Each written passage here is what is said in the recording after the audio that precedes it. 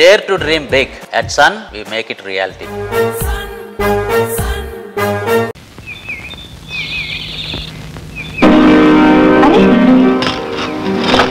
అరే రత్నహారం ఏది? అమ్మా రత్నహారం కనిపించలేదు. సరిగ్గా చూడవే, ఉంటుంది. లేదమ్మా, ఇక్కడే ఉంచాను. అందరం ఇక్కడే ఉన్నాగా, ఏమైంది? మళ్ళీ ఎవరైనా తీసుంటే మరొకగా ఇచ్చేయండి, లేకపోతే మనందరికీ ముప్పే. కన్ను కాలు మీరెవరో తీసారా? లేదమ్మా, మాకేం తెలియదమ్మా.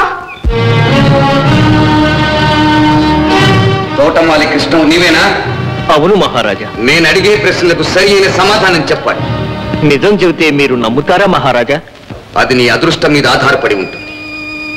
రాకుమారి పరివారంతో ఉద్యానవనంలోకి వచ్చినప్పుడు నువ్వెక్కడున్నావు? తోటలోనే ఉన్నాను ప్రభు. అంతఃపుర స్త్రీలు సంచరించే ప్రదేశంలో ఉండకూడదని నీకు తెలియదా? తెలుసు. రాణమ్మ గారు వచ్చినప్పుడు వెళ్ళొద్దని మా అమ్మ చెప్పింది. అయినా ఎందుకు ఆమె గారికి పళ్ళు పువ్వులు అందిద్దామని అనిపించింది. అంతే, రాణిమ గారికి అవన్నీ ఇచ్చేసి నేను వెళ్ళిపోయాను. మళ్ళీ అక్కడికి వెళ్ళలేదు మహారాజా. అబద్ధం వచ్చా ఉంటాడు. నువ్వు చెప్పేది నమ్మమంటావా? మీ పాదాల సాక్షిగా నిజం చెబుతున్నాను ప్రభు. కావాలంటే రాణిమ గారిని అడగండి. వీడి సంగతి మన విధికేం తెలుసు బావా? వీడు నాకు పరమ శత్రువు, పచ్చి దొంగ. ఒకసారి తోటలోకి వెళ్ళాను, మామిడికాయతో కొట్టాడు, గుమ్మడికాయలతో బొప్పి కట్టింది బావా. అభివాదం మహాప్రభో, అభివాదం. నన్ను ఎందుకో పిలిపించారట? రాకుమారి స్నానం చేస్తుండగా రత్నహారం మాయమైంది. ఆ సమయంలో అక్కడ ఉన్నది వీళ్ళే. వీళ్లలో ఎవరు దొంగలో మీ శాస్త్ర ప్రకారం గురించి చెప్పండి. తప్పకుండా చెప్తాను, నా ఉద్యోగమే అది.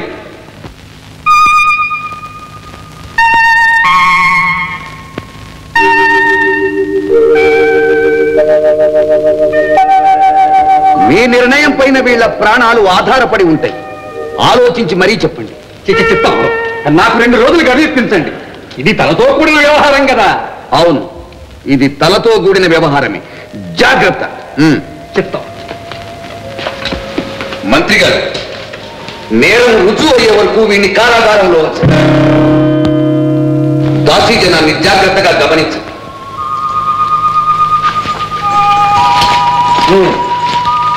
బస్సులు వీడికి తిండి పెట్టండి, బొప్పి కట్టేటట్టు బాగా చెట్టండి.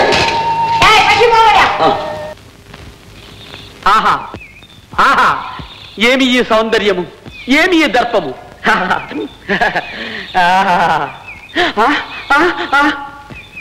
ఏమి నా అదృష్టము! మహారాజా నమస్కారం. ఓయ్ బ్రహ్మ, ఎవరు నీవు? చిత్తం, నేను జ్యోతిష్యుణ్ణి. నా పేరు మిడతంబొట్ల మహాప్రభు. ఓయ్ పిచ్చి బ్రాహ్మణ, ఎంత మూర్ఖుడు అయ్యా! నేను మహారాజును కాను, వారి బామర్దులం గారిని. ఎవరా మాటనది? తమరు పూర్వజన్మలో విక్రమార్క చక్రవర్తి ముదిమనముడు గారు. నేను మహారాజునా? మరి నేను ఎంత మూర్ఖుడివిరా! నువ్వు నా మంత్రిరా, కంత్రి. నువ్వు మొయ్యి. తర్వాత ఏముంది? 3000 సంవత్సరాలు ఏకఛత్రాధిపత్యంగా భారతదేశాన్ని పరిపాలించారు. ఒకరోజు అడవికి వేటకిని వెళ్లి అక్కడ పిల్లిని చూసి పొరపాటు పులులను చంపారు. అబ్బా, ఎంత మూర్ఖుణ్ణి! దాని పాప ఫలమే ఈ జన్మలో ఇలా అవతరించారు మహారాజా. మహారాజా, ఆ జన్మలో మీకు 40,000 మంది సైన్యం, 4,000 మంది రాణులు కూడా ఉండేవారు. ఈ జన్మలో ఒక దాసి కూడా లేదే. బ్రాహ్మణోత్తమ, పొరపాటును పిల్లిని చంపాను. చిత్తం, నేను మళ్ళీ మహారాజును కావాలంటే ఏం చెయ్యాలి? మహారాజు కావాలని ఉందా? ఉందా? ఉంది. అయితే ఒక వెండి పిల్లిని జయించి రోజు పూజ చేయండి. ఎక్కడ పిల్లి కనిపించినా ముందరకాడు పట్టుకుని ముద్దు పెట్టుకోండి. అది కరిస్తే వదలద్దు. వదలను. చిన్న గుడి కూడా కట్టిస్తాను. బ్రాహ్మణోత్తమ, తమరు నిజమైన జ్యోతిష్కులు. మా రాకుమారి రత్నహారం సంగతి కూడా రూఢిగా చెప్పాలి. రత్నహారమా? అవును, మా రాకుమారి హారం ఎవరో దొంగిలించారు. ఆ దొంగలు ఎవరో చెప్పడానికేగా మిమ్మల్ని పిలిపించింది.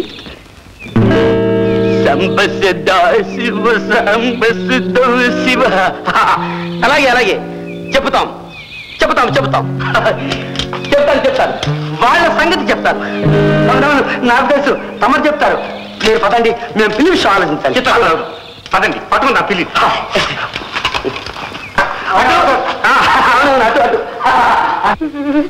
విన్నోటి కాను, విన్నాని కన్ను. వీడి బాలకం చూస్తే మన సంగతి కనిపెట్టిస్తాడేమోనని భయంగా ఉంది. కాకపోతే మన వైపు ఎందుకలో తిరిగి చూస్తాడు. ఇప్పుడు ఒకటే మార్గం. ఏంటది? రాజుగారు పూజా మందిర్లోనే ఉన్నారు. వారు వచ్చేలాగా పాలలో విషయం కలిపి విడికిచ్చేదో చచ్చురుకుంటాడు. కంటి పడపడా పడపడా. మమ్మ గురు, ఎంత పని చేశావయ్యా! కోట చూడు, సొరంగం చూడు, తిరంగి గుండు చూడని నన్ను ఇటు పంపించి నువ్వు హాయిగా ఇంట్లో బబ్బున్నావా? అయ్యో, రాజులతో పని సాలిగూడ్లో పురుగులాగి ఎక్కున్నాడు. కంటి కూర్చున్న కాలి కూర్చున్న, కంటి కూర్చున్న కాలి కూర్చును, పారిపోవు దారి వేరే కానరాదు, పారిపోవు దారి వేరే కానరాదు. కంటి కూర్చును కాలి కూర్చును, కంటి కూర్చును కాలి కూర్చును, కంటి కూర్చును కాలి కూర్చును. కన్ను కన్ను విన్నావంటే కంటి కూర్చుడు కాలు కూర్చుందని నీ పేరు నా పేరు పాడుతున్నాడే. విషయం బాగా కలిపిని ఇంకెంతసేపు పాడతాడో చూస్తాంగా.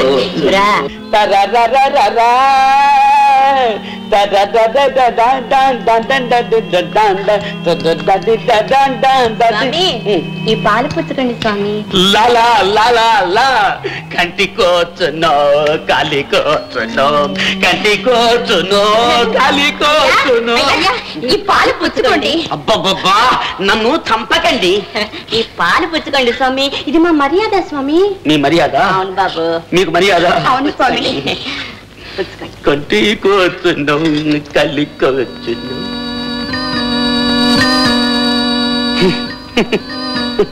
ఇవి పాల కాదు, విషం. నాకు అక్కలేదు, మీరే తాగండి. కనిపించండి, అంతా కనిపించండి. క్షమించండి స్వామి, క్షమించండి.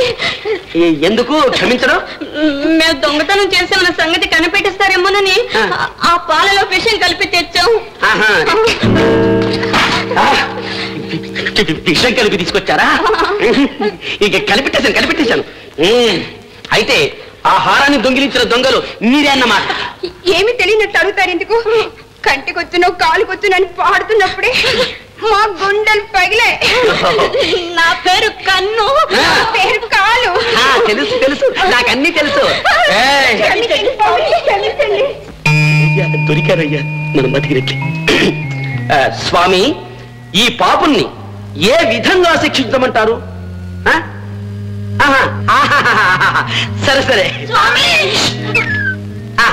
సరే స్వామి, నీ ఆజ్ఞ స్వామి, నీ ఆజ్ఞ. లేవండి. శివయ్య మిమ్మల్ని క్షమించమన్నాడు కాబట్టి క్షమిస్తున్నాను. ఇక మీద నైనా బుద్ధిగా బ్రతకండి. సరే, ఆ హారం ఎక్కడ దాచిపెట్టారు? ఉద్యానవనంలో మామిడి చెట్టు త్వరలో ఉంచా స్వామి. మామిడి చెట్టు త్వరలోనా? అది ఇంకా అక్కడ ఉందా? సరే సరే అయితే పదండి పదండి.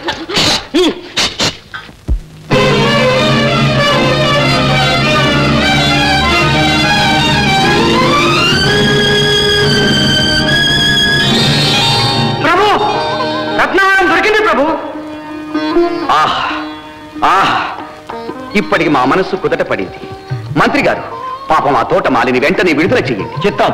ప్రభువులు దండాలు దండాలు. అమ్మా, అనవసరంగా మీ వాణ్ణి కారాగారంలో ఉంచాం. అందుకెంతో బాధపడుతున్నాం. మమ్మల్ని క్షమించు తల్లి. ప్రభువులు అంత మాట అనకండి. తరతరాలుగా తమ ఉప్పు తిని బతికేవాళ్ళు. మిడతంబుట్లు గారు, మీరు అసాధారణ ప్రజ్ఞావంతులు. ఈ సందర్భంలో మీకు జాతకరత్న బిరుదు ప్రసాదిస్తున్నాం. నేటి నుంచి మా ఆస్థాన జ్యోతిష్యులందరిపైన అధికారులై న్యాయాన్యాయ విచక్షణలో మాకు తోడ్పడాలి.